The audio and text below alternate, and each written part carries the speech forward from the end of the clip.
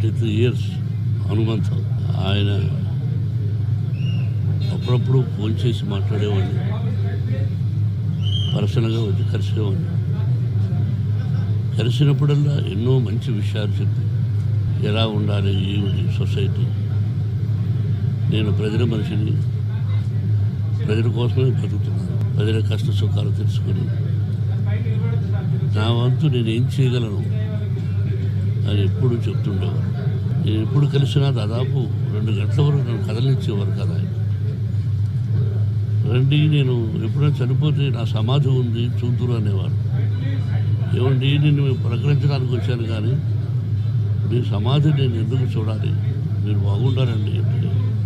ఎందుకు మీరు ధైర్యస్తులు కదా, ఎందుకు అది పిరియతనంగా ఉంటారు, రండి నేను ఎన్నోసార్లు పిలిచిన రాను సార్ అని చెప్పడం జరిగింది. ఆయన లోటు మా కుటుంబానికి కాదు, యావత్ ప్రపంచానికి తీరని లోటు. ఇది సామాన్యమైన విషయం కాదు. ఈ స్టూడియో ఒక్కరి వల్ల అయ్యే పని కాదు. ఒక్కరిది ఓన్లీ వన్ మ్యాన్ ప్రపంచంలో చాలా గొప్ప వ్యక్తిగా పేరు సంపాదించారు. ఆయన ఎక్కడున్నా ఆయనకు మనశ్శాంతి, కుటుంబానికి మనశ్శాంతి, ఆయనకు ఆత్మశాంతి జరగాలని భగవంతుడు